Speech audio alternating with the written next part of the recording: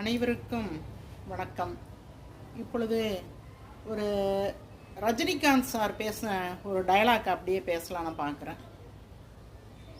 விரலுக்கு தகுந்த மாதிரி தான் வீக்கம் இருக்கணும். அதாவது நமக்கு இப்போ இருக்கிற வசதியே போதும் அப்படின்னு நினைக்கணும்.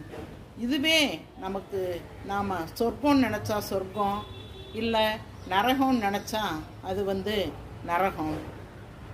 எப்போவுமே நாம் சந்தோஷமாக வாழணும்னா நமக்கும் மேலே இருக்கிறவங்கள கம்பேர் பண்ணி பார்க்கவே கூடாது. நமக்கு கீழே இருக்கிறவங்கள தான் நம்ம கம்பேர் பண்ணணும். அப்போ நம்மளால் சந்தோஷமாக இருக்க முடியும்.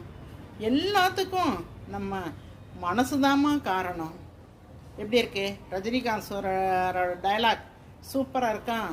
ரஜினி சாரோட டைலாக் எல்லாமே